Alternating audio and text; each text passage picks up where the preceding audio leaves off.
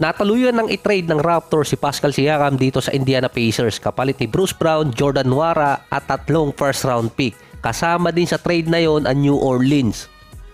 Tulad ng dati, hindi pa alam kung sino ang panalo sa trade na yon dahil nga kailangan mag-sign ni Pascal Siakam sa Pacers after the season. Kapag nangyari yon, panalo ang Indiana dahil mababa ang binigay nilang package para sa isang former All-Star na nag-a-average pa ngayon ng 20 points per game.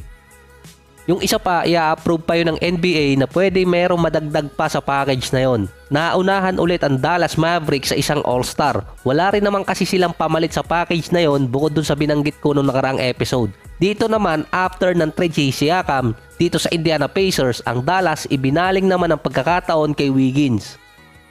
Siya yung backup plan sa trade ng Mavericks. Kailangan nila kasi ng isang defensive forward mula nang mawala si Dorian Finney-Smith na wala pa silang naipapalit dun. Si Wiggins at yung isa pang tinatarget nila si PJ Washington.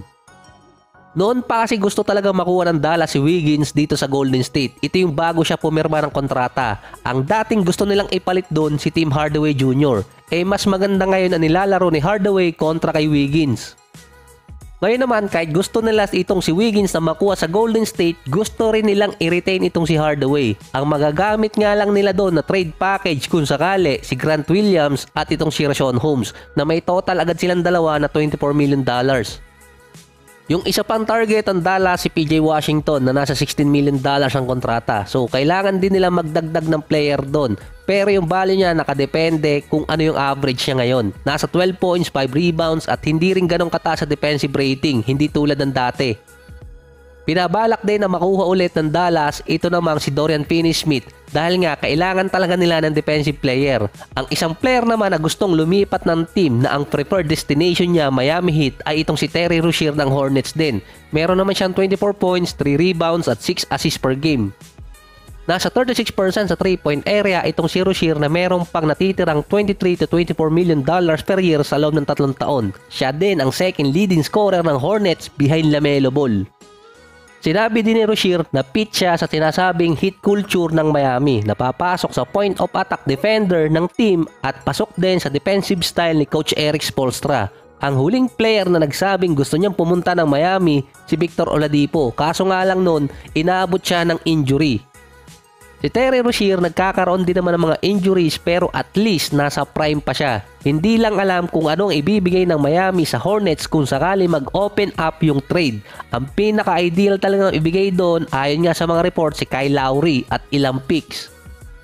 Kailangan di umano na ma-upgrade ng Miami yung point guard position nila at yung isa pang gustong ayusin ng team yung fourth quarter scoring dahil sila ang second to the last team na mababa ang score sa last quarter na kalimitan doon nagkakatalo ba ang mga teams.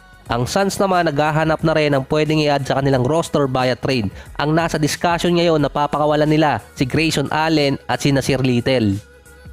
Silang dalawa yung tumaas ng value sa trade market. Not necessary papakawalan talaga ng Suns yung dalawang player pero kung merong magandang package ang ibibigay sa kanila, isasama nila sa trade. Lalo na si Grayson Allen. Siya kasi yung nakuha ng team sa Damian Lillard trade dahil noon sumama yung Suns. Siya din kasi ngayon ang ika-4 na leading scorer ng Suns behind sa Big 3 nila. Expiring contract na rin si Grayson Allen at next year may hirapan siyang i-retain ng team kung hindi siya magpapababa ng contract. Dahil nga sa 3 players pa lang ng Suns, aabot na sila ng $148 million.